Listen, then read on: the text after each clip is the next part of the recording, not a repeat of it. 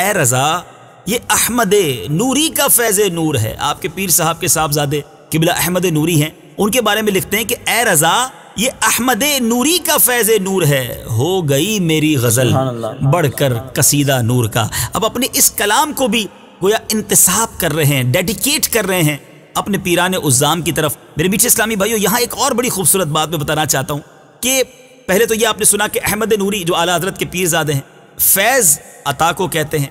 اچھا، غزل اور قصیدے میں بڑی اہم بات ہے. غزل جو ہے نا اس کو کس کو کہتے ہیں؟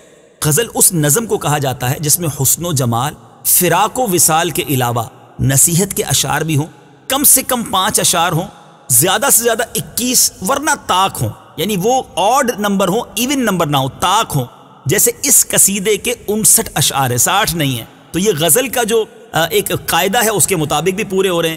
اور قصیدہ کسے کہتے ہیں؟ تعریف یا مذمت کے اشعار کا مجموعہ ہو جس کے پہلے شعر کے دونوں مصرے اور باقی اشعار کا دوسرا مصرع ہم قافیہ اور ردیف ہوں. کم از کم 15 اشعار ہوں، زیادہ جتنے چاہیے ہوں. اب اگر ان تمام تقاضوں کو دیکھیں تو یہ قصیدہ بھی ہے، یہ غزل بھی ہے، اور یہ دونوں باتیں اعلیٰ حضرت نے اپنے شعر میں لکھی ہیں، اور یہ سب کچھ مجھے ملا ہے. میرا یہ قصیدہ نور کا قصیدہ کیوں بنا ہے؟ کہ میرے پیر گھرانے کا مجھ پر خاص کرم ہے. سبحان اللہ. اللہ اعلیٰ حضرت کے اپنے پیر سے محبت کا صدقہ ہمیں بھی عطا فرمائے. ہم یہ کہنے پہ مجبور ہیں آج جو یہ قصیدہ نور پڑا ہے یہ ہمیں الحمدللہ ہمارے پیر صاحب کا صدقہ ملا. یہ صدقہ ہے امیر اہل سنت کا، جو یہ سب کچھ ہمیں کرنے کی سعادت مل رہی ہے. اے رضا یہ احمد نوری کا فیض نور ہے، ہو گئی میری غزل بڑھ کر قصیدہ نور. اے رضا یہ احمد نوری کا فیض نور ہے. اے رضا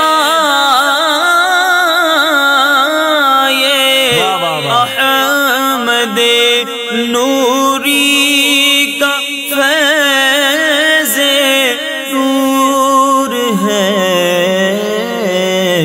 ہو گئی میری غزل بڑھ کر قصیدہ نور کا. ہو گئی میری غزل بڑھ کر قصیدہ نور کا.